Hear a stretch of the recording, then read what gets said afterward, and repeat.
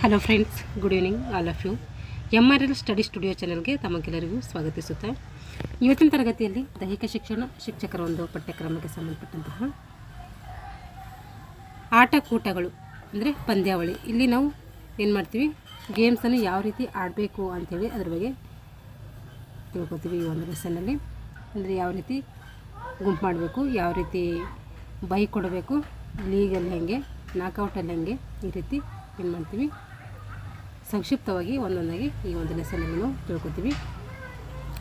ಯಾರೆಲ್ಲ ದೈಹಿಕ ಶಿಕ್ಷಣ ಶಿಕ್ಷಕರ ಒಂದು ನೇಮಕಾತಿಗೆ ಪೂರ್ವ ಸಿದ್ಧತೆ ಮಾಡ್ತಾಯಿದ್ರು ಅವರು ಈ ತರಗತಿಗಳನ್ನು ಬಳಸ್ಕೊಳ್ಳಿ. ನಾಕೌಟ್ ಅಥವಾ ಎಲಿಮಿನೇಷನ್ ಪ್ರಕಾರದ ಪಂದ್ಯಾವಳಿಗಳು. ನಾಕೌಟ್ ಅಂದರೆ ಒಂದೇ, ಎಲಿಮಿನೇಷನ್ ಅಂದರೆ ಒಂದೇ. ನಾಕೌಟ್ನ ಇನ್ನೊಂದು ಹೆಸರು ಎಲಿಮಿನೇಷನ್ ಅಂತೇಳಿ ನಾವು ತಿಳ್ಕೊಬೇಕು. ಈ ಒಂದು ನಾಕೌಟಲ್ಲಿ ನಾವು ಮುಖ್ಯವಾಗಿ 4 ಪ್ರಕಾರಗಳನ್ನು ನೋಡ್ತೀವಿ. ಒಂದು ಸಿಂಗಲ್ ನಾಕೌಟು, ಡಬಲ್ ನಾಕೌಟು, ಸಾಂತ್ವನ ಪರ ನಾಕೌಟು, ಬಗ್ನಲ್ ವೈಲ್ಡ್ ಎಲಿಮಿನೇಷನ್. ಇಷ್ಟು ಸಿಂಗಲ್ಲು, ಡಬಲ್ಲು, ಸಾಂತ್ವನ, ಬಗ್ನಲ್ ಇಷ್ಟಿದ್ದಾವೆ 4 ಪ್ರಕಾರವನ್ನು ನೋಡ್ತೀವಿ. ಈ ನೆಕ್ಸ್ಟ್ 2ನೇ ಪ್ರಕಾರ ಯಾವುದಂದರೆ ಅದು ಲೀಗ್ ಅಥವಾ ರೌಂಡ್ ರಾಬಿನ್ ಪ್ರಕಾರದ ಪಂದ್ಯಾವಳಿ. ಲೀಗ್ ಅಂದರೂ ಒಂದೇ, ರೌಂಡ್ ರಾಬಿನ್ ಅಂದರೂ ಒಂದೇ. ಲೀಗ್ನ ಇನ್ನೊಂದು ಹೆಸರೇ ರೌಂಡ್ ರಾಬಿನ್. ಇದರಲ್ಲಿ ನಾವು ಮುಖ್ಯವಾಗಿ 2 ಪ್ರಕಾರಗಳು ನೋಡ್ತೀವಿ. ಒಂದು ಸಿಂಗಲು, ಇನ್ನೊಂದು ಡಬಲ್, ಎರಡೇ. ನೆಕ್ಸ್ಟು 3ನೇ ಒಂದು ವಿಧ ಯಾವುದಂದರೆ ಅದು ಸಂಯುಕ್ತ ಪ್ರಕಾರದ ಪಂದ್ಯಾವಳಿಗಳು, ಕಾಂಬಿನೇಷನ್ ಟೈಪ್ ಆಫ್ ಟೂರ್ನಮೆಂಟ್ ಅಂತೇಳಿ ನೋಡ್ತೀವಿ. Knockout come knockout, knockout come league, league come knockout, league come league, knockout come knockout, league come knockout, knockout come league, league come knockout. ಈಗ 4 ಪ್ರಕಾರಗಳು ನಾವೇನು ನೋಡ್ತೀವಿ, ಸಂಯುಕ್ತ ಒಂದು ಪಂದ್ಯಾವಳಿಗಳಲ್ಲಿ ನೋಡ್ತೀವಿ. ಈಗ ನಾಕೌಟ್ ಇನ್ನೊಂದಿದೆ ನೋಡಿ, ಇನ್ನೊಂದು ಪ್ರಕಾರ ಕಂಡು ಬರ್ತೈತೆ. 4 ವಿಧಗಳು ಏನು ಮಾಡ್ತಾರೆ. ಇನ್ನೊಂದು ಆಹ್ವಾನ ಪ್ರಕಾರದ ಪಂದ್ಯಾವಳಿ. ಇದರಲ್ಲಿ ನಿಚ್ಚಣಿಕೆ ಅಥವಾ ಏಣಿ ವಿಧಾನ ಅಂತ ನೋಡ್ತೀವಿ. ಇನ್ನೊಂದು ಜೇಡರ ಬಲೆ ವಿಧಾನ ಅಂತೇನು ನೋಡ್ತೀವಿ. ನಾಕೌಟ್ ಅಥವಾ ಎಲಿಮಿನೇಷನ್ ಪ್ರಕಾರದ ಒಂದು ಪಂದ್ಯಾವಳಿ ಬಗ್ಗೆ ತಿಳ್ಕೊಳ್ಳೋಣ. ಈಗ ಇದರಲ್ಲಿ ಸಿಂಗಲ್ ನಾಕೌಟ್ ಬಗ್ಗೆ ತಿಳ್ಕೊಳ್ಳೋಣ ಮುಂಚೆ. ಇವಾಗ ಒಮ್ಮೆ ಸೋತ ತಂಡ ಈ ಪಂದ್ಯಾವಳಿಯಿಂದ ಮತ್ತೆ ಆಡುವ ಅವಕಾಶ ಇರೋದಿಲ್ಲ. ಸಿಂಗಲ್ ನಾಕೌಟ್ನಲ್ಲಿ ಒಮ್ಮೆ ಸೋತಂತಹ ತಂಡಕ್ಕೆ ಆ ಪಂದ್ಯಾವಳಿಯಲ್ಲಿ ಮತ್ತೆ ಆಡುವಂಥ ಅವಕಾಶ ಇರೋದಿಲ್ಲ. ಒಮ್ಮೆ ಸೋತಿದೆ ಅಂದರೆ ಹೋಗಬೇಕಷ್ಟೇ, ಇನ್ನೊಂದು ಪಂದ್ಯ ಇನ್ನು ಬೇರೆ ಬೇರೆ ಒಂದರ ಜೊತೆ ಆಡೋಂಗಿಲ್ಲ. ಒಮ್ಮೆ ಸೋತಂತಹ ತಂಡ ಆ ಪಂದ್ಯಾವಳಿಯಿಂದ ಮತ್ತೆ ಆಡುವಂಥ ಅವಕಾಶ ಇಲ್ಲ. ಅಲ್ಲಿ ಕೊನೆಯಲ್ಲಿ ಯಾವ ತಂಡಕ್ಕೂ ಸೋಲದೆ ಅಜೇಯವಾಗಿ ಉಳಿದಂತಹ ತಂಡವನ್ನು ಏನಂತೀವಿ ನಾವು ವಿಜಯಿ ಅಂಥೇಳಿ ನಾವು ಕರಿತೀವಿ. ಕೊನೆಯಲ್ಲಿ ಯಾವ ತಂಡಕ್ಕೂ ಸೋಲದೆ, ಈಗ ಸಪೋಸಾಗಿ 10 ತಂಡಗಳಿದಾವೆ ಅಂದರೆ ಆ ಒಂದು ತಂಡ ಅದರಲ್ಲಿ ಯಾವ ತಂಡಕ್ಕೂ ಸೋಲದೆ ಅಜೇಯವಾಗಿ ಉಳಿಯೋದು ಅಂದರೆ ಕೊನೆಯ ತನಕ ಯಾವುದು ಉಳಿತೈತೋ ಅದಕ್ಕೆ ನಾವು ವಿಜಯಿ ತಂಡ ಅಂತೇಳಿ ಕರಿತೀವಿ. ಒಟ್ಟು ಪಂದ್ಯಗಳ ಸಂಖ್ಯೆಯನ್ನು ಕಂಡುಹಿಡಿಯಲು ನಾವು ಯಾವುದು ಸೂತ್ರವನ್ನು ಬಳಸ್ತೀವಿ ಅಂದರೆ N-1 ಸೂತ್ರವನ್ನು ಬಳಸಬೇಕು. ಏನು ಇದಕ್ಕೆ ಬಳಸ್ತಿದ್ದು N-1 ಸೂತ್ರ? ಒಟ್ಟು ಪಂದ್ಯಗಳ ಸಂಖ್ಯೆ ಕಂಡುಹಿಡಬೇಕಾದ್ರೆ ಎಷ್ಟು ಪಂದ್ಯಗಳಿದಾವು ಅಂತೇಳಿ ಆ ಪಂದ್ಯಗಳು ಇರಬೇಕಾದ್ರೆ ಏನು ಮಾಡ್ತೀವಿ ನಾವು N-1 ಬಳಸ್ತೀವಿ. ಇಲ್ಲಿ N ಅಂದರೆ ಏನು ಅಂದರೆ ಟೂರ್ನಿಯಲ್ಲಿ ಭಾಗವಹಿಸುವ ಒಟ್ಟು ತಂಡಗಳ ಸಂಖ್ಯೆ ಅಂತ ಅರ್ಥ. N ಅಂದ್ರೇನು? ಟೂರ್ನಿಯಲ್ಲಿ ಭಾಗವಹಿಸುವ ಒಟ್ಟು ತಂಡಗಳ ಸಂಖ್ಯೆ.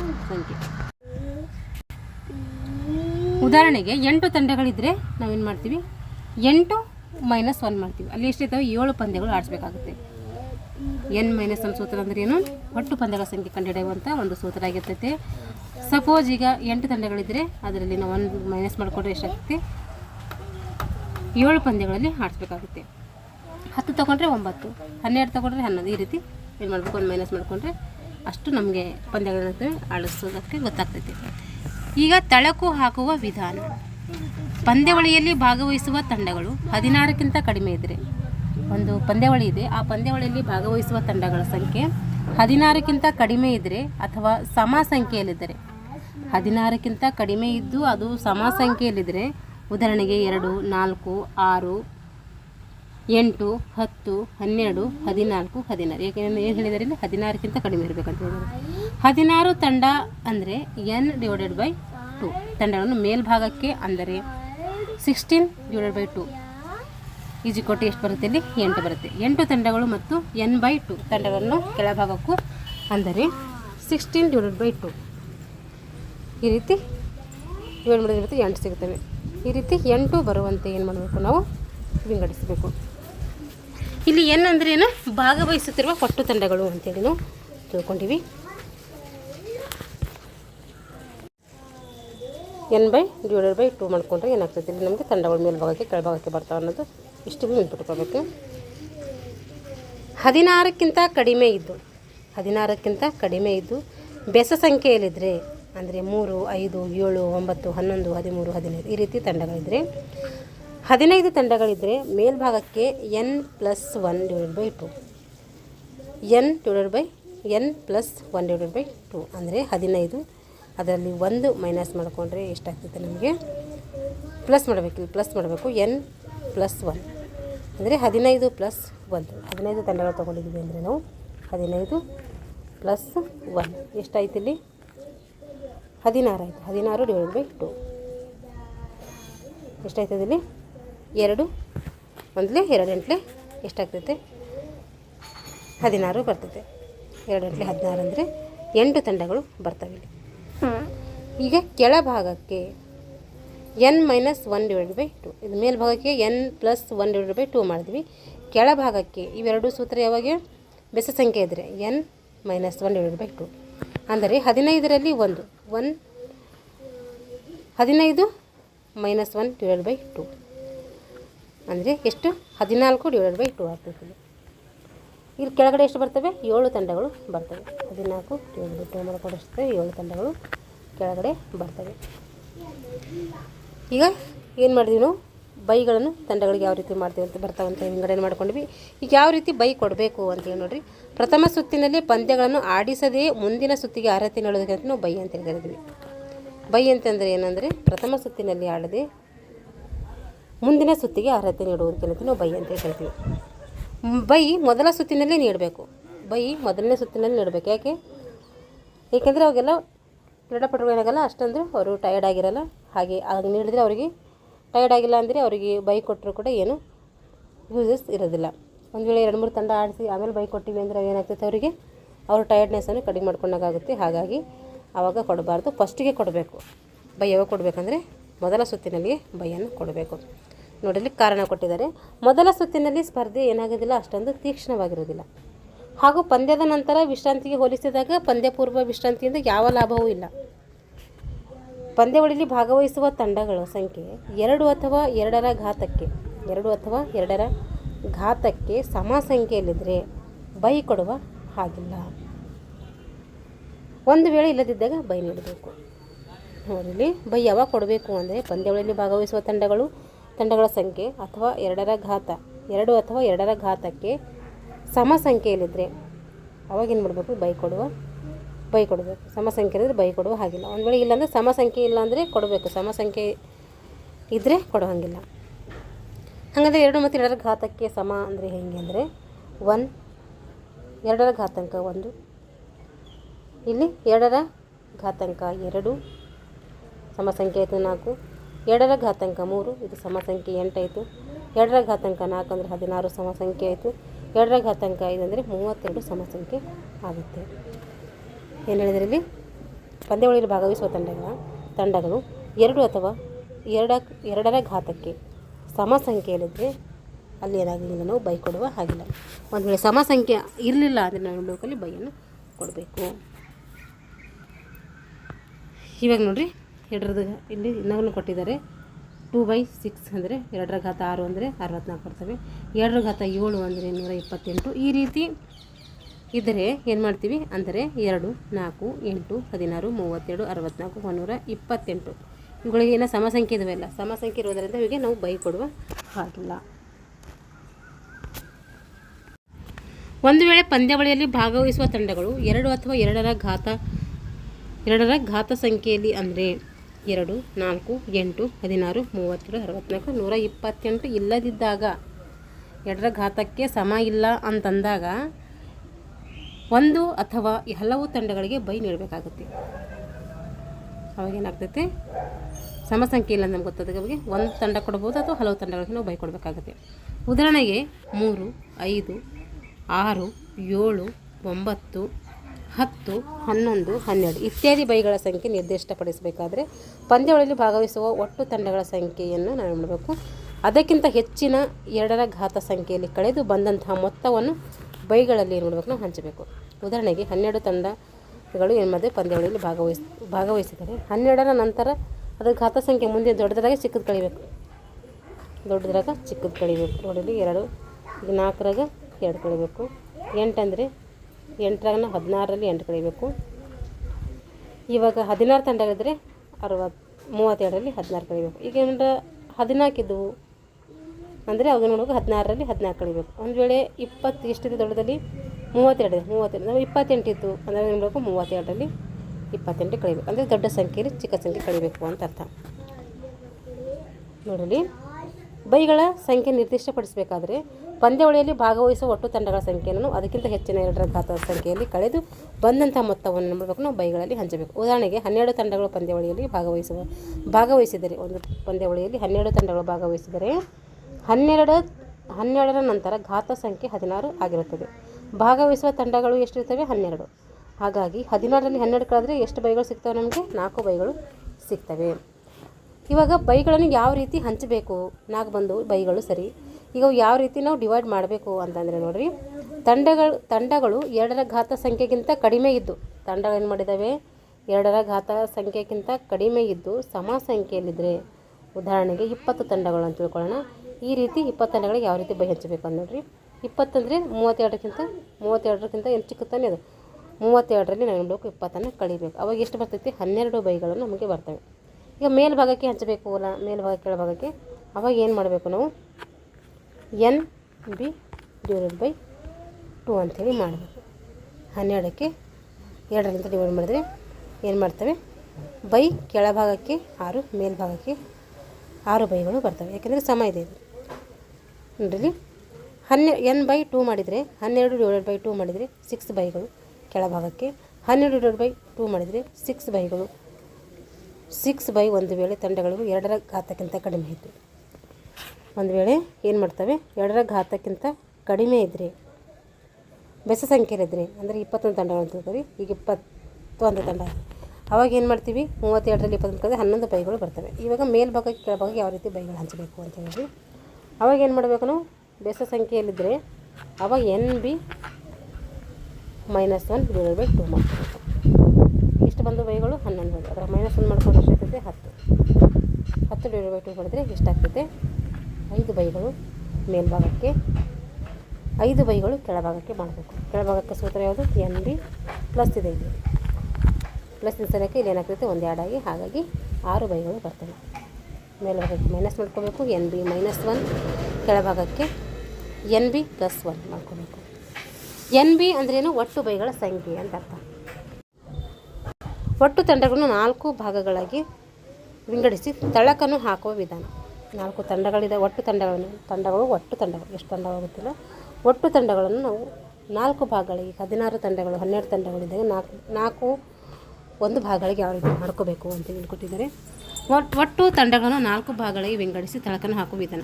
ಪಂದ್ಯಾವಳಿಯಲ್ಲಿ ಭಾಗವಹಿಸುವ ತಂಡಗಳು 16 ಇದ್ದಾವೆ. 16 ಇದ್ದಾವೆ ಅಂದರೆ 16 ಅಥವಾ 16ಕ್ಕಿಂತ ಹೆಚ್ಚಿದ್ದಲ್ಲಿ, ಇಷ್ಟೇ ಅಂತಿರೋದಿಲ್ಲ, ಅವರೊಂದು ಕೊಟ್ಟಿದ್ದಾರೆ ಸಂಖ್ಯೆ. 16ಕ್ಕಿಂತ ಹೆಚ್ಚಿದ್ದಲ್ಲಿ ಅಥವಾ 16 ಇದ್ದಲ್ಲಿ 4 ಭಾಗಗಳಾಗಿ ನಾವು ವಿಂಗಡಿಸಿ ತಳಕನ್ನು ಹಾಕಬೇಕು.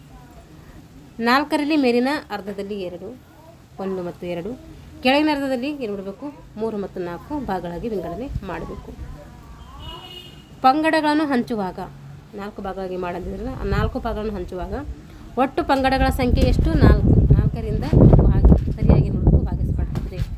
ಪ್ರತಿ ಭಾಗದಲ್ಲಿಯೂ ಏನು ಮಾಡ್ತೈತೆ ಸರಿಯಾಗಿ ಹಂಚಬಹುದು. ಒಂದು ವೇಳೆ 4ರಿಂದ ಭಾಗಿಸಿದ ಮೇಲೆ ಶೇಷ ಏನಾದರೂ ಉಳಿದರೆ ಆಗ ಈ ಕೆಳಗಿನ ಪದ್ಧತಿಯನ್ನು ಅನುಸರಿಸ್ಕೋಬೇಕು. ನಾವು ಡಿವೈಡ್ ಮಾಡಿದಾಗ 4 ಭಾಗಗಳಿಗೆ ಸಮ ಆಗಿದ್ರೆ ಸರಿ, ಓಕೆ. 16 ಇದೆ 4 ಬರ್ತವೆ, ಅದು ಕರೆಕ್ಟ್ ಆಗುತ್ತೆ. ಅದಕ್ಕಿಂತ ಬೆಸ ಸಂಖ್ಯೆಯಲ್ಲಿ ಬಂದರೆ ಏನಾಗ್ತದೆ 1 ಕಡಿಮೆ ಆಗುತ್ತಲ್ಲ, ಹಾಗಾಗಿ ಏನಾಗುತ್ತೆ ಆ ರೀತಿ ಬೆಸ ಸಂಖ್ಯೆದಾಗ ಏನು ಮಾಡ್ಕೋಬೇಕು ಅಂತ ಹೇಳಿದ್ರಿ. 16, 17, 18, 19 ತಂಡಗಳಿದ್ರಿ. ನೋಡಿರಿ ಹೆಂಗೆ ಮಾಡ್ಕೋಬೇಕು ಅಂತೇಳಿ ಕೊಟ್ಟಿದ್ದಾರೆ. ಇವಾಗ 16 ತಂಡಗಳು ಬಂದು ಸರಿ ನೋಡಿರಿ 16. ಈಗ N/4.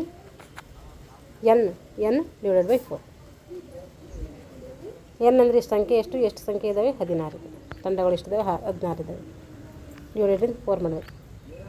4ರಿಂದ ಡಿವೈಡ್ ಮಾಡಬೇಕು. ಅವಾಗ ಎಷ್ಟಾಗ್ತೈತೆ? 4 ಬರ್ತೈತೆ. 4 1 4, 4 2 8, 4 3 4 4 16, 4 4 ಬಂದು ಇಲ್ಲಿ 1ನೇ ಸುತ್ತಿನಲ್ಲಿ 4 ಬಂತು, 2ನೇ ಸುತ್ತಿನಲ್ಲಿ 4, 3ನೇ ಸುತ್ತಿನಲ್ಲಿ 4, 4ನೇ ಸುತ್ತಿನಲ್ಲಿ 4 ಬಂತು. ಈಗ 17 ತಂಡಗಳಿದ್ದಾವೆ. ಅವಾಗ ಏನು ಮಾಡಬೇಕು? ಎಲ್ಲಕ್ಕೂ ಇದು ಒಂದೇ ಸೂತ್ರ, n ಡಿವೈಡೆಡ್ ಬೈ 4. 17 ಇದ್ದಾವೆ ಡಿವೈಡೆಡ್ ಬೈ 4. ಇಲ್ಲಿ ಏನಾಗುತ್ತೆ? ಶೇಷ ಒಂದು ಉಳಿತಾಯ್ತದೆ. ಹಾಗಾಗಿ ಪ್ರತಿ ಒಂದು ತಂಡದಲ್ಲಿ ಏನು ಮಾಡ್ತೈತೆ? ಒಂದು ತಂಡಕ್ಕೆ ಏನು ಮಾಡ್ತೈತೆ? ಒಂದು ಎಕ್ಸ್ಟ್ರಾ ಬರ್ತೈತೆ ಇಲ್ಲಿ. ಈಗ 17 ಇದೆ ನೋಡಿರಿ. 17 ಡಿವೈಡೆಡ್ ಬೈ 4. 17 ಒಂದಲೇ 4 ಒಂದಲೇ ಎಷ್ಟಾಯಿತು? 4 4 16 ಆಯಿತು. ಒಂದು ಇಲ್ಲೇನು ಉಳಿತೈತೆ? ಶೇಷ ಉಳಿತೈತೆ. 4ಕ್ಕೆ ಹಂಚಿನ ಮೇಲೆ ಒಂದು ಶೇಷ ಉಳಿತೈತೆ. ಅದೇನು ಮಾಡ್ತಿದ್ದಾರೆ? ಫಸ್ಟ್ ಒಂದು ಸುತ್ತಿಗೆ ಏನು ಮಾಡ್ತಿದ್ದಾರೆ? ಆ್ಯಡ್ ಮಾಡ್ತಿದ್ದಾರೆ. ಈಗ 18 ತಂಡ ಇದೆ. 18 ತಂಡ ಎಲ್ಲಕ್ಕೂ ಸೇಮ್ n ಡಿವೈಡೆಡ್ ಬೈ 4. ಇಲ್ಲಿ ಏನಾಯ್ತೈತೆ? 4 4 16 ಆಗುತ್ತೆ. ಇಲ್ಲಿ ಕೂಡ 2 ಉಳ್ಕೊತ್ತೆ. ಶೇಷ ಉಳಿತೈತೆ, 2 ಉಳಿತೈತೆ ಶೇಷ. ಹಾಗಾಗಿ ಇಲ್ಲಿ 2 ತಂಡಗಳಿಗೆ ಏನು ಮಾಡ್ಬೋದು? ನಾವು ಒಂದೊಂದು ಆ್ಯಡ್ ಮಾಡ್ಕೊಬೋದು. ಇಲ್ಲಿ ಏನು ಮಾಡಿದ್ದಾರೆ? ಫಸ್ಟ್ನೇ ತಂಡಕ್ಕೆ 5 ಕೊಟ್ಟಿದ್ದಾರೆ, ಮತ್ತು 3ನೇ ತಂಡಕ್ಕೆ 5 ಕೊಟ್ಟಿದ್ದಾರೆ. 1 ಮತ್ತು 3ಕ್ಕೆ ಏನು ಮಾಡಿದ್ದಾರೆ? ಒಂದೊಂದು ಬೈ ಎಕ್ಸ್ಟ್ರಾ ಮಾಡಿದ್ದಾರೆ. ಈ 3 ಬೈಗಳು ಉಳಿದ್ರೆ ಹೆಂಗೆ ಮಾಡಬೇಕು ನೋಡಿರಿ.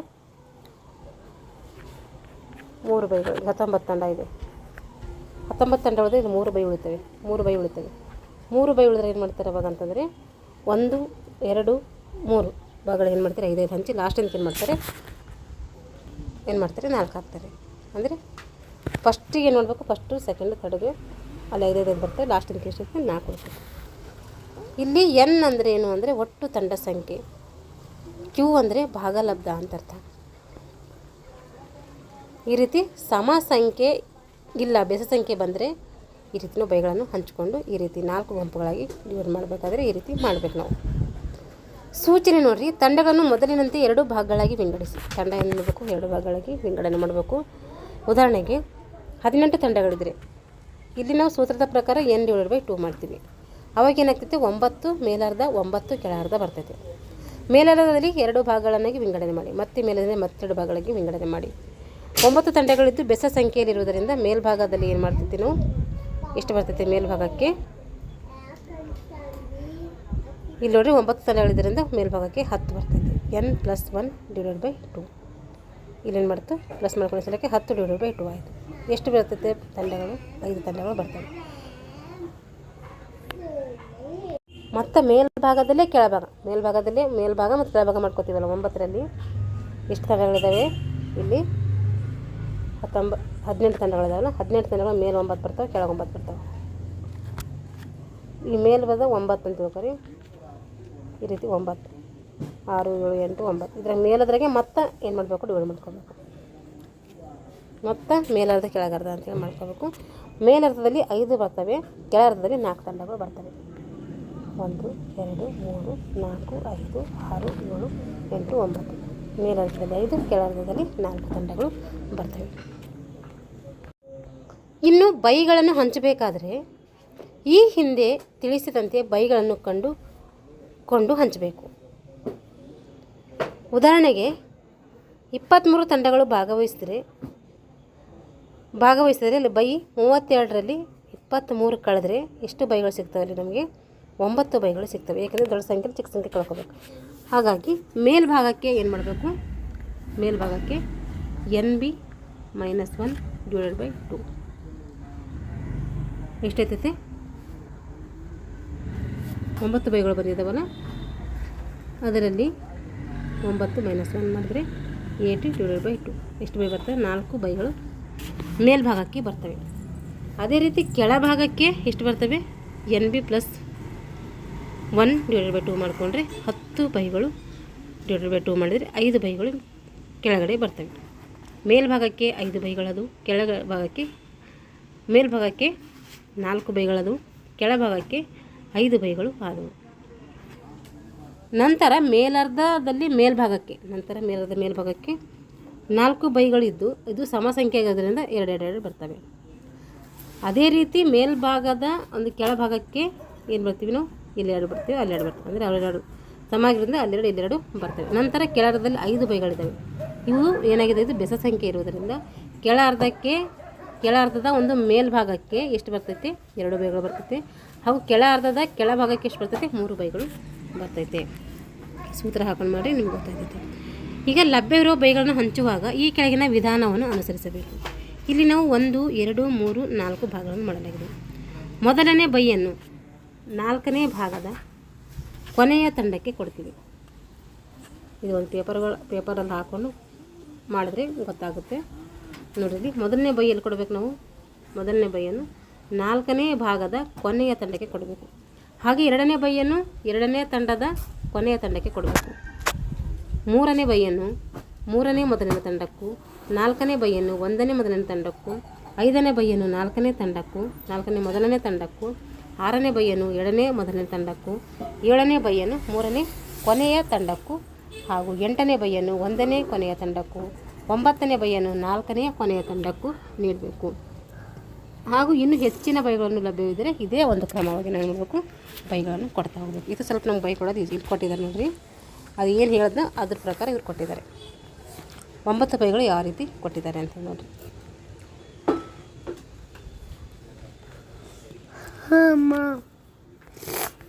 ಅದೇನು ಹೇಳಿದ್ರೆ, ಮೊದಲನೇ ಬೈಯನ್ನು 4ನೇ ಭಾಗದ ಕೊನೆಯ ತಂಡಕ್ಕೆ 4 ಭಾಗಗಳು ಮಾಡ್ಕೊಂಡಿದ್ದೀವಲ್ಲ ನೋಡಿರಿ. 4 ಭಾಗಗಳಿದ್ದಾವೆ. 1ರಿಂದ 6ಕ್ಕೆ 1 ಭಾಗ, 7ರಿಂದ 12ಕ್ಕೆ 2ನೇ ಭಾಗ, 13ರಿಂದ 18ಕ್ಕೆ 1 ಭಾಗ, 19ರಿಂದ 23ಕ್ಕೆ 1 ಭಾಗ. ಟೋಟಲಾಗಿ ಎಷ್ಟು ಭಾಗ ಅದು? 4 ಭಾಗ ಅದು. ಅದ್ರ ಫಸ್ಟ್ ಏನು ಹೇಳಿದರು, ಮೊದಲನೇ ಬೈಯನ್ನು ಎಲ್ಲಿ ಕೊಡಬೇಕಂತ ಹೇಳಿದ್ರು 4ನೇ ಭಾಗದ ಕೊನೆಯ ತಂಡಕ್ಕೆ ಕೊಡಬೇಕು. ಮೊದಲನೇ ಬೈಯನ್ನು ನಾವು ಕೊಡಬೇಕು 4ನೇ ಒಂದು ಭಾಗ ಅದಲ್ಲ, ಇದಕ್ಕೆ ಕೊನೆಯ ತಂಡಕ್ಕೆ ಕೊಡಬೇಕು. ಹಾಗಾದರೆ ಇಲ್ಲೇನು ಮಾಡಿದ್ದೀವಿ, ಬೈಯನ್ನು ಕೊಟ್ಟಿದ್ದೀವಿ. ಈಗ ಮತ್ತೇನು ಹೇಳಿದರು, 2ನೇ ಬೈಯನ್ನು ಎಲ್ಲಿ ಕೊಡಬೇಕಂತ ಹೇಳಿದ್ರು ಅವರು, 2ನೇ ಬೈಯನ್ನು 2ನೇ ಭಾಗದ ಕೊನೆಯ ತಂಡಕ್ಕೆ. 2ನೇ ಭಾಗ ಯಾವುದು ನೋಡಿರಿ, ಇದು 2ನೇ ಭಾಗ, ಇಲ್ಲಿ ಕೊನೆಯ ತಂಡ ಇಲ್ಲಿ ಕೊಟ್ಟಿದ್ದಾನೆ, ಇದು ಬೈ ಕೊಟ್ಟಿದ್ವಿ. ಮತ್ತೇನಿತ್ತು, 3ನೇ ಬೈಯನ್ನು ನಾವು ಎಲ್ಲಿ ಕೊಡಬೇಕು, 3ನೇ ತಂಡದ ಮೊದಲಿನ ಭಾಗಕ್ಕೆ ಕೊಡಬೇಕು. 3ನೇ ಬೈಯನ್ನು ನಾವು 3ನೇ ಭಾಗದ ಮೊದಲಿನ ತಂಡಕ್ಕೆ ಕೊಡಬೇಕು. ಮೊದಲನೇ ತಂಡಕ್ಕೆ ಕೊಟ್ಟಿದ್ದೀವಿ. ಇವಾಗ 4ನೇ ಬೈಯನ್ನು 1ನೇ ಮೊದಲಿನ ತಂಡಕ್ಕೆ, 4ನೇ ಬೈ ನೋಡಬೇಕು, 1ನೇ ಮೊದಲ ತಂಡಕ್ಕೆ ಕೊಟ್ಟಿದ್ದೀವಿ. 5ನೇ ಬೈಯನ್ನು ಏನು ಮಾಡಬೇಕು, 5ನೇ ಬೈಯನ್ನು 4ನೇ ಮೊದಲನೇ ತಂಡಕ್ಕೂ, 4ನೇದಲ್ಲಿದೆ 4ನೇ ಮೊದಲ ತಂಡಕ್ಕೂ ಕೊಡಬೇಕು. 6ನೇ ಬೈಯನ್ನು 2ನೇ ಮೊದಲನೇ ತಂಡಕ್ಕೂ, 2ನೇ ಮೊದಲನೇ ತಂಡಕ್ಕೂ 6ನೇ ಬೈಯನ್ನು ನಾವು ಕೊಟ್ಟಿದ್ವಿ. ಈಗ 7ನೇ ಬೈಯನ್ನು ಇದು ಮಾಡಬೇಕು, 3ನೇ ಕೊನೆಯ ತಂಡಕ್ಕೂ, 3ನೇ ಕೊನೆಯ ತಂಡ ಇಲ್ಲಿ ಕೊಟ್ವಿ. ಮತ್ತು 8ನೇ ಬೈಯನ್ನು 1ನೇ ಕೊನೆಯ ತಂಡಕ್ಕೂ, 8ನೇ ಬೈಯನ್ನು ಕೊಟ್ಟಿವಿ. 9ನೇ ಬೈಯನ್ನು ಏನು ಮಾಡಬೇಕು, 4ನೇ ತಂಡದ ಕೊನೆಯ ತಂಡಕ್ಕೆ, 4ನೇದು ಕೊನೆಯ ತಂಡದ ನೀಡಬೇಕು, ಕೊನೆಯ ತಂಡಕ್ಕೆ ನೀಡಬೇಕು.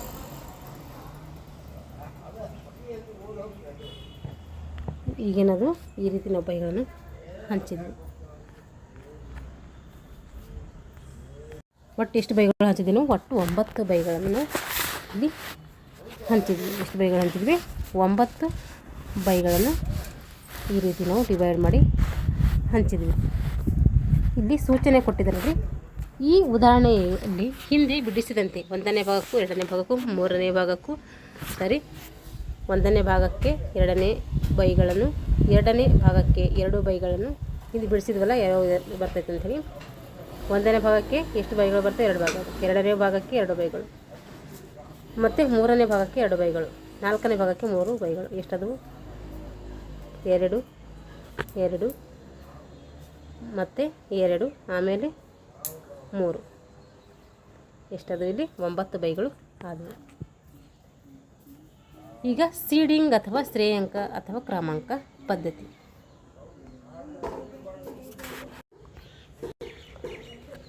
ಉತ್ತಮ ತಂಡಗಳು ಸಾಧ್ಯವಾದಷ್ಟು ಮಟ್ಟಿಗೆ ಕೊನೆಯ ಸುತ್ತುಗಳಲ್ಲಿ ಸಂಧಿಸುವಂತೆ ತಳಕನ್ನು ಹಾಕೋದಕ್ಕೆ ಏನಂತೀವಿ ನಾವು ಸೀಡಿಂಗ್ ಅಂತೇಳಿ ಕರಿತೀವಿ.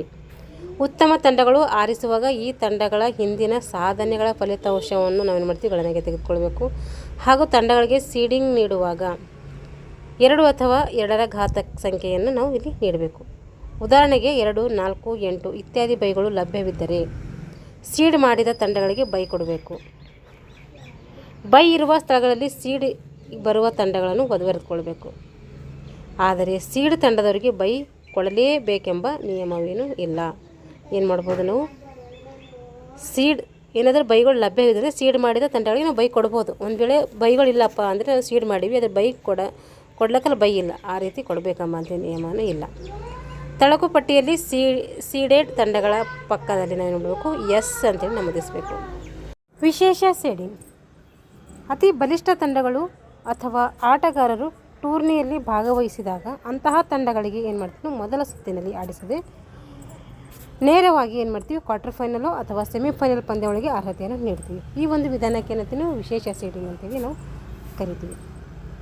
ವಿಶೇಷ ಸೀಡಿಂಗ್ಗಳನ್ನು ತಂಡಗಳಿಗೆ 2 ಅಥವಾ 2ರ ಘಾತಕ್ಕೆ ಸಮನಾದ ಸಂಖ್ಯೆಯಲ್ಲಿ ನಾವೇನು ಮಾಡ್ತೀವಿ ಕೊಡ್ತೀವಿ. ವಿಶೇಷ ಸೀಡಿಂಗ್ ಹೆಂಗೆ ಕೊಡ್ತೀವಿ ಅಂದರೆ 2 ಅಥವಾ 2ರ ಘಾತಕ್ಕೆ ಸಮನಾದ ಸಂಖ್ಯೆಗೆ ನಾವು ಕೊಡ್ತೀವಿ. ಇಲ್ಲಿ ತಳಕು ಹಾಕುವಾಗ ವಿಶೇಷ ಸೀಡಿಂಗ್ ತಂಡಗಳ ಸಂಖ್ಯೆಯನ್ನು ಬಿಟ್ಟು ಇಲ್ಲಿ ತಳಕು ಹಾಕುವಾಗ ವಿಶೇಷ ಒಂದು ಸೀಡಿಂಗ್ ತಂಡಗಳ ಸಂಖ್ಯೆಯನ್ನು ಬಿಟ್ಟು ಉಳಿದ ತಂಡಗಳ ಸಂಖ್ಯೆಯನ್ನು ಇದಕ್ಕಿಂತ ಹೆಚ್ಚಿನ 2ರ ಘಾತ ಸಂಖ್ಯೆಯಿಂದ ಕಳೆದಾಗ ದೊರಕುವ ಸಂಖ್ಯೆ ಎಷ್ಟು ಎನ್ನುವುದು ನಾವು ಬೈಯನ್ನು ಕೊಡಬೇಕು. ನಾವೇನು ಮಾಡ್ತೀವಿ ಇವಾಗ 12 ತಂಡಗಳಿದ್ದಾವೆ ಅಂತ ಹೇಳ್ಕೊಟ್ರಿ. ಅದರಲ್ಲಿ ನಾವೇನು ಮಾಡ್ತೀವಿ ತಂಡಗಳ ಸಂಖ್ಯೆಯನ್ನು ಬೈ ಎಷ್ಟು ಕೊಡ್ತೀವಿ ಅಷ್ಟು ತಂಡಗಳ ಸಂಖ್ಯೆ ಏನು ಮಾಡ್ತೀವಿ ಅದರ ಕಳ್ಕೊಂಡು ಉಳಿದಕ್ಕೆ ಏನು ಮಾಡ್ತೀವಿ ಬೈಯನ್ನು ಕೊಡ್ತೀವಿ. ಈ ರೀತಿ ಕೊಟ್ಕೋತೀವಿ. ಉದಾಹರಣೆ ಕೊಟ್ಟಿದ್ದಾರೆ ನೋಡ್ರಿ ಇಲ್ಲಿ 16 ತಂಡಗಳು ಭಾಗವಹಿಸ್ತಿದ್ದಾವೆ ಒಂದು ಟೂರ್ನಮೆಂಟ್ನಲ್ಲಿ. ಸಿಂಗಲ್ ನಾಕೌಟ್ ಪಂದ್ಯಾವಳಿಯಂತೆ ಏನು ಮಾಡ್ತೀವಿ 4 ತಂಡಗಳಿಗೆ ವಿಶೇಷ ಸೀಡಿಂಗ್ ನೀಡಿ ತಳಕ ಹಾಕಿದ್ದಾರೆ. ಸಿಂಗಲ್ ಒಂದು ನಾಕೌಟ್ನಂತೆ 4 ತಂಡಗಳಿಗೆ ವಿಶೇಷ ಒಂದು ಸೀಡಿಂಗ್ ನೀಡಿ ತಳಕು ಹಾಕಿದರೆ ಬೈ ನೀಡುವುದು ಹೇಗೆ ಅಂದರೆ 16 ತಂಡಗಳಿದ್ದಾವೆ. ಏನು ಮಾಡ್ತೀವಿ ನಾವು 4 ಬೈಗಳನ್ನು ಕೊಟ್ಕೊಳ್ತಾ ಇದ್ವಿ. 4 ತಂಡಗಳಿಗೆ ಏನು ಮಾಡ್ತೀವಿ ನಾವು ಬೈಗಳನ್ನು ಕೊಡ್ತಾಯಿದ್ವಿ. ಹಾಗಾಗಿ 4 ಮೈನಸ್ ಮಾಡಿದ್ರೆ 12 ತಂಡಗಳು ಬರ್ತವೆ. 12ರ ನಂತರ 2ರ ಘಾತ 12ರ ನಂತರ 2ರ ಘಾತ ಯಾವುದು 12ಕ್ಕಿಂತ ದೊಡ್ಡದು ಯಾವುದು 16. 16ರಲ್ಲಿ ನಾವು 12 ಕಳ್ಕೊಂಡ್ರೆ ಎಷ್ಟಾಗ್ತೈತೆ ಇಲ್ಲಿ 4 ಬೈಗಳು ಸಿಗ್ತವೆ ನಮಗೆ. ನೋಡಿರಿ 16ರಲ್ಲಿ 12 ಕಳ್ಕೊಂಡ್ರೆ 4 ಬೈಗಳು ಎಷ್ಟು ಸಿಗ್ತವೆ ಅಂದರೆ 2 ಬೈಗಳು ಸಿಗ್ತವೆ. 4 ತಂಡಗಳಿಗೆ ಎಷ್ಟು ಬೈಗಳು ಸಿಗ್ತವೆ 2 ಬೈಗಳು ಸಿಗ್ತವೆ. 4 ತಂಡಗಳಿದ್ದಾವೆ ಆದರೆ ಬೈಗಳು ಸಿಗೋದು 2ಕ್ಕೆ ಮಾತ್ರ, 2 ಬೈಗಳು ಮಾತ್ರ. 18 ತಂಡಗಳಿದ್ದು 2 ತಂಡಗಳಿಗೆ ವಿಶೇಷ ಸೀಡಿಂಗ್ ನೀಡಿದರೆ ಈಗ 18ರಲ್ಲಿ ಏನು ಮಾಡ್ತೀವಿ 2 ತಂಡಗಳಿಗೆ ವಿಶೇಷ ಸೀಡಿಂಗ್ ನೀಡ್ತೀವಿ. ಹಾಗೆ 2 ಮೈನಸ್ ಮಾಡ್ಕೋತೀವಿ. ಇವಾಗ ಎಷ್ಟು 16 ಆಗುತ್ತೆ. ಇಲ್ಲಿ 16 ತಂಡಗಳ ಒಂದು 2ರ ಘಾತ ಸಂಖ್ಯೆ ಆದ್ದರಿಂದ ಇಲ್ಲಿ ನಾವು ಬೈ ಕೊಡುವ ಹಾಗಿಲ್ಲ, ಯಾಕೆಂದರೆ ಅದೊಂದು ಸಮ ಸಂಖ್ಯೆ ಇದೆ. ವಿಶೇಷ ಸೀಡಿಂಗ್ ತಂಡಗಳಿಗೆ ಸೆಮಿಫೈನಲ್ ಬಂದ ತಂಡಗಳ ಜೊತೆ ಏನು ಮಾಡಬೇಕು ನಾವು ಆಡಿಸ್ಬೇಕು. ವಿಶೇಷ ಸೀಡಿಂಗ್ ತಂಡಗಳಿಗೆ ಏನು ಮಾಡ್ತೀವಿ ನಾವು ಸೆಮಿಫೈನಲಲ್ಲಿ ಯಾವ ಬರ್ತಾವಲ್ಲ ಆ ಒಂದು ತಂಡಗಳ ಜೊತೆ ವಿಶೇಷ ಸೀಡಿಂಗ್ ನೀಡಿದ ತಂಡಗಳನ್ನು ಸೇರಿಸಿ ಆಡಿಸ್ತೀವಿ. ಇಲ್ಲಿ ವಿಶೇಷ ಸೀಡಿಂಗ್ ತಳಕನ್ನು ಆ ಪಟ್ಟಿಗೆ ಏನಂತ ಕರಿತೀವಿ ನಾವು ಎಸ್ ಅಂತೇಳಿ ಕರಿತೀವಿ. ಅಂದರೆ ಸ್ಪೆಷಲ್ ಸೀಡಿಂಗ್ ಅಂತೇಳಿ ನಾವು ಇಲ್ಲಿ ಕರಿತೀವಿ. ಇಲ್ಲಿ ಬೈಗಳು ನೀಡಬೇಕಾದ್ರೆ ವಿಶೇಷ ಸೀಡಿಂಗ್ ತಂಡಗಳನ್ನು ಬಿಟ್ಟು ಅದರ ನಂತರದ ತಂಡಗಳಿಗೆ ಏನು ಮಾಡ್ತೀವಿ ನಾವು ಬೈಗಳನ್ನು ನೀಡ್ತೀವಿ. ಇಲ್ಲಿ ವಿಶೇಷ ತಂಡಗಳನ್ನು ಬಿಟ್ಟು ಬೇರೆ ತಂಡಗಳಿಗೆ ಏನು ಮಾಡ್ತೀವಿ ಇಲ್ಲಿ ಬೈಯನ್ನು ಕೊಡ್ತೀವಿ. ಡಬಲ್ ನಾಕೌಟ್ ನೋಡಿರಿ, ಸಿಂಗಲ್ ನಾಕೌಟ್ ಆಯಿತು, ಇವಾಗ ಡಬಲ್ ನಾಕೌಟ್.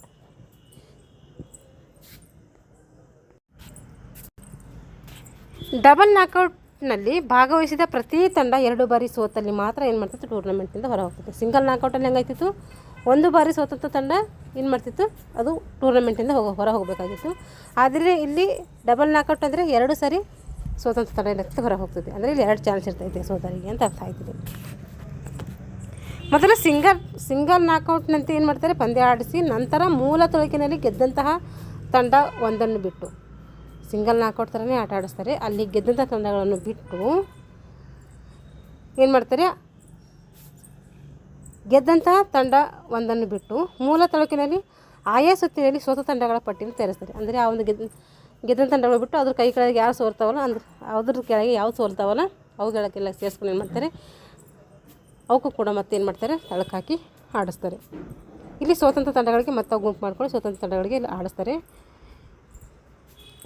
ಮೊದಲ ಸುತ್ತಿನಲ್ಲಿ ಸೋತ ತಂಡಗಳಿಗೆ ತಳಕನ್ನು ಹಾಕಿ ಎರಡನೇ ಸುತ್ತಿನಲ್ಲಿ ಸೋತ ತಂಡಗಳನ್ನು ಏನು ಮಾಡ್ತೀವಿ ಸೋತ ತಂಡಗಳಷ್ಟು ಸಂಖ್ಯೆ ಉಳಿಯುವ ತನಕ ಪಂದ್ಯವನ್ನು ಆಡಿಸ್ಬೇಕು. ಸೋತ ತಂಡಗಳು ಎಷ್ಟು ಇರ್ತಾವೆ ಆ ಒಂದು ಸೋತ ತಂಡಗಳ ಸಂಖ್ಯೆ ಉಳಿಯುವ ತನಕ ಏನು ಮಾಡ್ತೀವಿ ನಾವು ಇಲ್ಲಿ ತಳಕನ್ನು ಹಾಕ್ತೀವಿ. ಮೊದಲ ಸುತ್ತಿನ ಒಂದು ವೇಳೆ ಮೊದಲ ಸುತ್ತಿನಲ್ಲಿ ಸೋತ ತಂಡಗಳ ಸಂಖ್ಯೆ ಕಡಿಮೆ ಇದ್ದಲ್ಲಿ, ಮೊದಲ ತಂಡಗಳ ಸೋತ ಸಂಖ್ಯೆಗಳ ತಂಡಗಳ ಸಂಖ್ಯೆ ಕಡಿಮೆ ಇದ್ದಲ್ಲಿ ಮೊದಲ ಮತ್ತು ಎರಡನೇ ಸುತ್ತಿನ ತಂಡಗಳನ್ನು ಕ್ರೋಢೀಕರಿಸಿ, ಮೊದಲ ಮತ್ತು ಎರಡನೇ ಸುತ್ತಿನ ತಂಡಗಳನ್ನು ಕ್ರೋಢೀಕರಿಸಿ ತಳಕು ಹಾಕಿ ಮೂರನೇ ಸುತ್ತಿನಲ್ಲಿ ಸೋತ ತಂಡಗಳ ಸಂಖ್ಯೆಯನ್ನು ಉಳಿಯುವ ತನಕ ಆಡಿಸಿ ನಂತರ ಅವೆರಡರ ತಳಕು ಹಾಕಿ ಹೀಗೆ ಆಡಿಸುತ್ತಾ ಹೋಗಿ ಕೊನೆಯಲ್ಲಿ ಮೂಲ ಸುತ್ತಿನಲ್ಲಿ ಅಥವಾ ಮೂಲ ತಳಕಿನಲ್ಲಿ ಏನು ಮಾಡ್ತೀವಿ ಗೆದ್ದ ತಂಡದ ಜೊತೆ ಏನು ಮಾಡ್ತಾರೆ ಆಡಿಸ್ತಾರೆ. ಒಂದು ವೇಳೆ ಮೂಲ ತಳಕಿನಲ್ಲಿ ಗೆದ್ದ ತಂಡ ಇಲ್ಲಿ ಸೋತಲ್ಲಿ ಆಗ ಅವರ ಒಂದು ಸಾರಿ ಸೋತಂತೆ ಆಗ್ತದೆ. ಆದ ಕಾರಣ ಈ ಸಂದರ್ಭದಲ್ಲಿ ಆ ಎರಡೂ ತಂಡಗಳ ಅಲ್ಲಿ ಮತ್ತೊಂದು ಪಂದ್ಯ ಆಡಿಸಿ ಮೊದಲ ಸ್ಥಾನ ನಿರ್ಧರಿಸಬೇಕು. ನೋಡಿರಿ ಏನು ಹೇಳ್ತಾ ಇದ್ದಾರೆ ಅಂದರೆ, ಇವಾಗ ಎಕ್ಸಾಂಪಲ್ಸ್ 4 ತಂಡಗಳು ಹಾಕ್ಬೇಕು ರೀ, ABCD ಅಂಥೇಳಿ. ಇಲ್ಲಿ ಏನು ಮಾಡ್ತೀವಿ ನಾವು, AB ಆಡಿಸ್ತೀವಿ, ಇಲ್ಲಿ B ವಿನ್ ಆಗಿದೆ. CD ಆಡಿಸ್ತೀವಿ, ಇಲ್ಲಿ ಏನಾಗಿದೆ D ವಿನ್ ಆಗಿದೆ ಅಂತ ತಿಳ್ಕೊರಿ. ಇಲ್ಲಿ D ವಿನ್ ಆಯಿತು. ಹಾಗಿದ್ರೆ ಸೋತ ತಂಡ ಯಾವುದು ಇಲ್ಲಿ?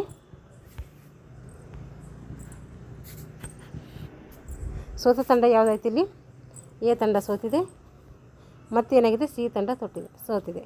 ಇಲ್ಲಿ ಏನು ಮಾಡ್ತೀವಿ, A ಮತ್ತು C ಗೆ ಆಡಿಸ್ತೀವಿ. ಇಲ್ಲಿ ಏನು ಮಾಡ್ತೈತೆ, ಇಲ್ಲಿ C ಗೆದ್ದಿತು ಅಂದರೆ A ಮನೆಗೆ ಹೋಗ್ತೈತೆ, A ಗೆದ್ದಿತ್ತು ಅಂದರೆ C ಮನೆಗೆ ಹೋಗ್ತದೆ. ಯಾಕಂದರೆ 2 ಸರಿ ಸೋತಾಯ್ತದೆ. ಹಾಗಾಗಿ ಈ ರೀತಿ ಡಬಲ್ ನಾಕೌಟ್ನಲ್ಲಿ ಏನು ಮಾಡ್ತಾರೆ, ಈ ರೀತಿ ಆಡಿಸ್ತಾರೆ. ಇಲ್ಲಿ ನೋಡಿರಿ, ಪಂದ್ಯ ಆಡಬೇಕಾಗಿರುವುದು ಸೂತ್ರ ನೋಡ್ಕೊಳ್ಳೋಣ. ಡಬಲ್ ನಾಕೌಟ್ ಪದ್ಧತಿಯ ಪಂದ್ಯಾವಳಿಯಲ್ಲಿ ಒಟ್ಟು ಪಂದ್ಯಗಳ ಸಂಖ್ಯೆಯನ್ನು ಕಂಡುಕೊಳ್ಳಲು.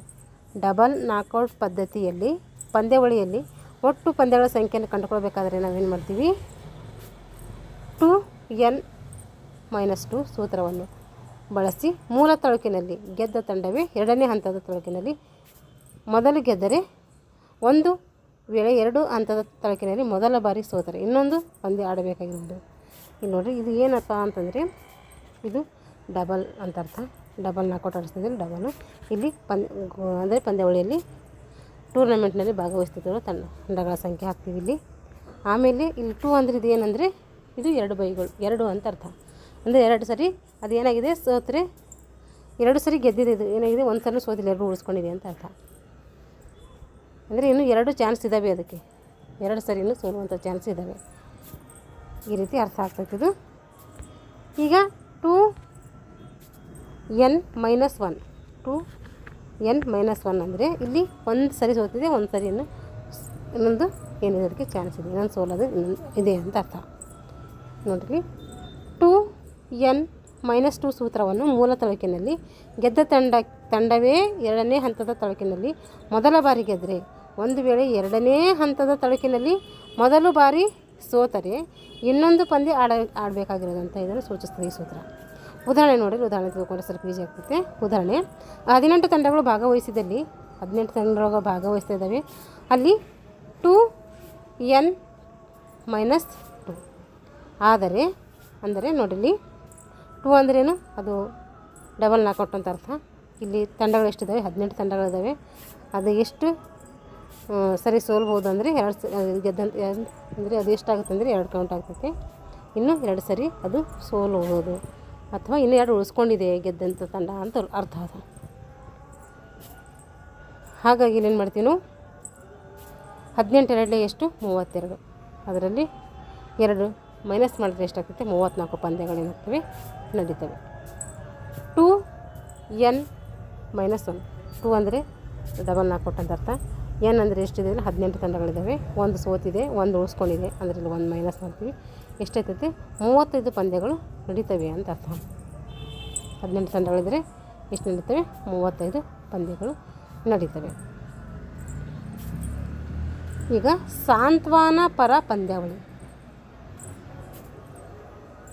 ಕಾನ್ಸುಲೇಷನ್ ಟೈಪ್ ಅಂತೇಳಿ ನಾವು ಕರಿತೀವಿ. ಸಿಂಗಲ್ ನಾಕೌಟ್ನಲ್ಲಿ ಸ್ವತಂತ್ರ ತಂಡಗಳಿಗೆ ಮತ್ತೊಮ್ಮೆ ಪಂದ್ಯವನ್ನು ಆಡಲು, ಸಿಂಗಲ್ ನಾಕೌಟ್ನಲ್ಲಿ ಯಾವ ತಂಡ ಸೋತಿದೆಯೋ ಆ ತಂಡ ಮತ್ತೊಮ್ಮೆ ಪಂದ್ಯ ಆಡಲು ಅವಕಾಶ ನೀಡುವ ದೃಷ್ಟಿಯಿಂದ ಸಾಂತ್ವನ ಪರ ಪಂದ್ಯಗಳನ್ನು ನಾವು ಏನು ಮಾಡ್ತೀವಿ, ಆಡಿಸ್ತೀವಿ.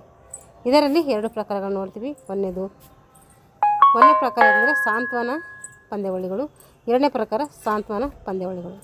ಒಂದನೇ ಪ್ರಕಾರದ ಸಾಂತ್ವನ ಪಂದ್ಯಗಳು, ಎರಡನೇ ಪ್ರಕಾರದ ಸಾಂತ್ವನ ಪಂದ್ಯಗಳು ಅಂತೇಳಿ ನಾವು ಎರಡು ಪ್ರಕಾರಗಳನ್ನು ನೋಡ್ತೀವಿ. ಈಗ ಒಂದನೇ ಪ್ರಕಾರದ ಸಾಂತ್ವನ ಪರ ಪಂದ್ಯಾವಳಿ ಕಾನ್ಸುಲೇಷನ್ಸ್ ಟೈಪ್ 1 ಅಂತ ಕರಿತೀವಿ.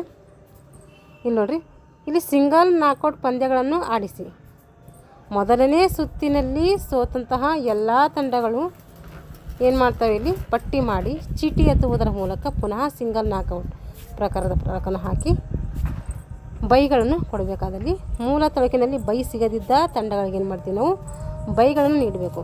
ಆದರೆ ಈ ಒಂದು ರೀತಿ ನೀಡಲೇಬೇಕೆಂಬ ನಿಯಮ ಏನಿಲ್ಲ. ಮೂಲ ತಳಕಿನಲ್ಲಿ ಗೆದ್ದ ತಂಡಗಳನ್ನು ಪ್ರಥಮ ಮತ್ತು ದ್ವಿತೀಯ ಸ್ಥಾನವನ್ನು ಪಡೆಯುತ್ತವೆ. ಸಾಂತ್ವನ ಪರ ತಳಕಿನಲ್ಲಿ ವಿಜಯಿಯಾದ ತಂಡ ಏನಾಗ್ತೈತೆ, ಸಾಂತ್ವನ ಪರ ಅಥವಾ ಸಮಾಧಾನಕರ ಪಂದ್ಯಗಳ ಒಂದು ವಿಜಯ ತಂಡ ಅಂತೇಳಿ ಅನಿಸ್ಕೊಳ್ತೈತೆ. ಇದಕ್ಕೇನಂತೀವಿ ನಾವು ಒಂದನೇ ಪ್ರಕಾರದ ಸಾಂತ್ವನ ಪಂದ್ಯಾವಳಿ ಅಂತ ಕರಿತೀವಿ. ನೆಕ್ಸ್ಟು ಎರಡನೇ ಪ್ರಕಾರದ ಸಾಂತ್ವನ ಪರ ಪಂದ್ಯಾವಳಿಗಳು. ಇಲ್ಲಿ ಮೊದಲನೇ ಸಾಂತ್ವನ ಪಂದ್ಯದಂತೆ ಏನಾಗ್ತೈತೆ, ಬರದಂತೆ ನಿಯಮಗಳನ್ನು ಪಾಲಿಸುವುದು. ಮೊದಲನೇದಲ್ಲಿ ಹೇಗೆ ಪಾಲನೆ ಮಾಡಿದೆವು ಅದೇ ರೀತಿ ಪಾಲನೆ ಮಾಡ್ಕೋಬೇಕು. ಪಾಲಿಸೋ ಜೊತೆಗೆ ಎಲ್ಲ ಸುತ್ತಿನಲ್ಲಿ ಸೋತಂತಹ ತಂಡಗಳು, ಎಲ್ಲ ಸುತ್ತಲ್ಲಿ ಸೋಲ್ತವೆ ಅಂತಹ ತಂಡಗಳನ್ನು ಮತ್ತು ಆ ಸುತ್ತುಗಳ ಅನುಸಾರವಾಗಿ ಪಟ್ಟಿ ಮಾಡಿಕೊಂಡು ಡಬಲ್ ನಾಕೌಟ್ನಂತೆ ಏನು ಮಾಡ್ತೀವಿ, ಪಂದ್ಯಗಳನ್ನು ಆಡಿಸ್ತೀವಿ. ಇದಕ್ಕೇನಂತೀವಿ ನಾವು ಎರಡನೇ ಪ್ರಕಾರದ ಸಾಂತ್ವನ ಪರ ಪಂದ್ಯಾವಳಿಗಳಂತ ನಾವು ಕರಿತೀವಿ. ಸಾಂತ್ವನ ಪರ ಟು ಬಿ ಕಾನ್ಸುಲೇಟೆಡ್ ಅಂದರೆ ಎರಡನೇ ಸಾಂತ್ವನ ಪರ ಪಂದ್ಯಾವಳಿಗಳು ನೋಡಿ. ಈ ರೀತಿಯ ಟೂರ್ನಿಗೆ ಭಾಗವಹಿಸುವ ತಂಡಗಳ ಆಧಾರದ ಮೇಲೆ ಸಿಂಗಲ್ ನಾಕೌಟ್ ಪದ್ಧತಿಯಂತೆ ತಳಕವನ್ನು ಹಾಕಿ ಅಥವಾ ಆಡಿಸಿ ನಂತರ ಮೂಲ ತಳಕಿನಲ್ಲಿ ಆಯಾ ಸುತ್ತಿನಲ್ಲಿ ಸೋತಂತಹ ಎಲ್ಲ ತಂಡಗಳನ್ನು ಮಾಡ್ತೀವಿ ನಾವು ಪಟ್ಟಿ ಮಾಡಿ ನಂತರ ಪ್ರತಿ ಸುತ್ತಿನಲ್ಲಿ ಒಂದು ತಂಡ ಉಳಿಯುವ ತನಕ ಏನು ಮಾಡ್ತೀವಿ ನಾಕೌಟ್ ಪಂದ್ಯ ಆಡಿಸಿ ನಂತರ ಮೊದಲ ಸುತ್ತಿನಲ್ಲಿ ಗೆದ್ದವರು ಏನು ಮಾಡ್ತಾರೆ, ಎರಡನೇ ಸುತ್ತಿನಲ್ಲಿ ಗೆದ್ದವರ ಜೊತೆ ಹಾಗೂ ಎರಡನೇ ಸುತ್ತಿನಲ್ಲಿ ಗೆದ್ದವರು ಏನು ಮಾಡ್ತಾರೆ, ಮುಂದಿನ ಸುತ್ತಿನಲ್ಲಿ ಗೆದ್ದವರ ಜೊತೆ ಹೀಗೆ ಕೊನೆಯ ತನಕ ಏನು ಮಾಡ್ತಾರೆ, ಪಂದ್ಯಗಳನ್ನು ಆಡಿಸಿ ಕೊನೆಗೆ ಏನು ಮಾಡ್ತಾರೆ, ತಂಡ ಸಾಂತ್ವನ ಪರ ಪಂದ್ಯಗಳ ವಿಜಯ ತಂಡ ಅಂತೇಳಿ ಘೋಷಣೆ ಮಾಡ್ತಾರೆ. ಸಾಂತ್ವನ ಪರ 2A ಪಂದ್ಯಾವಳಿಯಲ್ಲಿ ಒಟ್ಟು ಪಂದ್ಯಗಳ ಸಂಖ್ಯೆಯನ್ನು ಕಂಡುಹಿಡಿಯಬೇಕಾದರೆ ನಾವು ಯಾವ ಸೂತ್ರ ಬಳಸ್ತೀವಿ ಅಂದರೆ 2n-2 ಅನ್ನು ಬಳಸ್ತೀವಿ. ಇಲ್ಲಿ 2Bನಲ್ಲಿ ಬಳಸುವ ಸೂತ್ರ ಯಾವುದು ಬಳಸ್ತೀವಿ ಅಂದರೆ 2n-3 ಬಳಸ್ತೀವಿ. ಉದಾಹರಣೆಗೆ 9 ತಂಡಗಳು ಭಾಗವಹಿಸಿದರೆ 2n-3 ಏನು ಮಾಡ್ತೀವಿ, ಇಲ್ಲಿ 2 ಸೇಮ್ ಇಟ್ಕೊಳ್ತೀವಿ. ಇಲ್ಲಿ ಏನು ಮಾಡ್ತೀವಿ, 3ಅನ್ನು 2 ಸರಿ ಇಂಟು ಮಾಡ್ತೀವಿ. 3 2 ಸರಿ ಇಂಟು ಮಾಡಿರ್ತೈತೆ, 3 3 9 ಆಗ್ತೈತೆ. ಈ ಒಂದು 9 2 ಎಷ್ಟಾಗುತ್ತೆ, 9 2 18 ಆಗ್ತೈತೆ. ಈ 18ರಲ್ಲಿ -3 ಮಾಡ್ಕೊಂಡ್ರೆ ನಾವು ಎಷ್ಟು ಪಂದ್ಯ ಆಡಿಸ್ಬೋದು ಅಂದರೆ 15 ಪಂದ್ಯಗಳಲ್ಲಿ ಆಡಿಸ್ಬೋದು. ಇದೇನು ಸಾಂತ್ವನ ಪರ ಪಂದ್ಯಗಳಲ್ಲಿ ನಾವು ಆಡಿಸುವಂತಹ ರೀತಿ ಆಗಿರ್ತೈತೆ.